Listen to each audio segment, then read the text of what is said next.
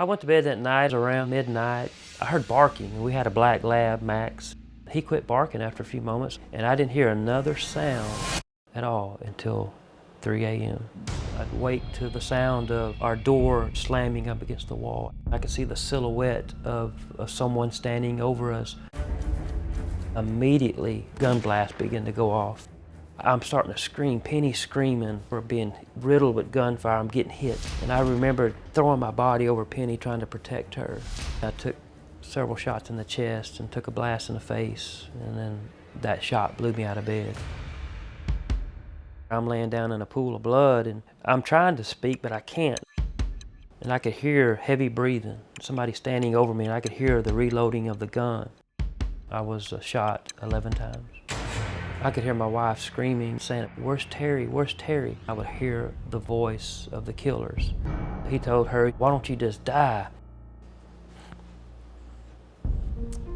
He put the sword that he had to her throat, and he rammed it in, and he slit her, nearly decapitating her.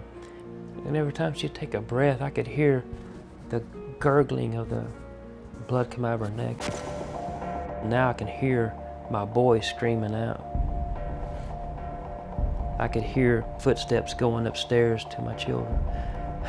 My 13-year-old son, Matthew, he began to cry out, "No, Charlie, no, please don't do this. Why are you doing this?" And for the very first time, I realized Erin's boyfriend, Charlie, was the killer. I really began to panic. I can't save her, but I gotta get to my children. But I'm trying to get up, and I'm just slipping them on blood. Matthew was shot in the head and in the back of the neck. They went into the next room, which was Erin's room, and Tyler was hiding in the closet. And they took this samurai sword, and they each took turns stabbing Tyler to death. I'm assuming at this point that even Erin was dead, and I just collapsed face down. I remember waking up, and I felt real hot. I realized that the house was on fire. I'm choking on blood and smoke, and as I climbed over the bed trying to get away from those flames, that's when I landed on the floor beside Penny, and just to see what I saw was just, can't even put it into words. I just witnessed the murders of my family. I knew I needed to get help and get to my neighbors, but they lived about 400 yards away. I'm on my belly and I'm literally just dragging my body like that.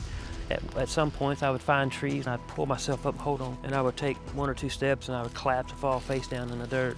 I said, "God, just let me make it to my neighbors. I gotta identify the killers." The door slings open and there's Tommy Gaston, my neighbor, looking down at me, and he just has this look of shock on his face. I said, "Penny and the boys are gone. Charlie did it. Charlie did it." Charlie Wilkinson was found within just an hour or two of the murders, laying on a mattress in the back of Charles Wade's brother's trailer. They noticed a pistol laying right by his hand, which turned out to be the murder weapon.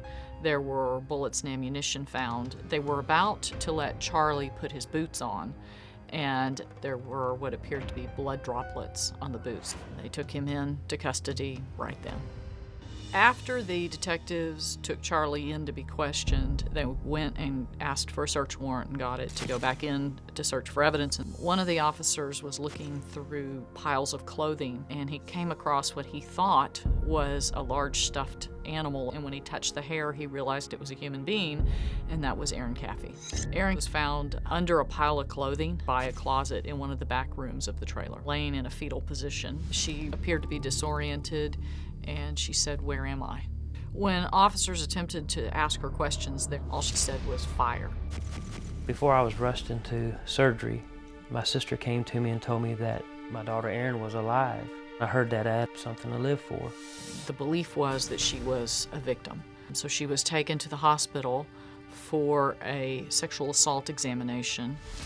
One of the most striking things about Erin is that she made reference to the fire in the house while she was in the house, but she did not smell of smoke at all. Do you have a story or a question for me? Click the link in the description and tell me what in the world is going on.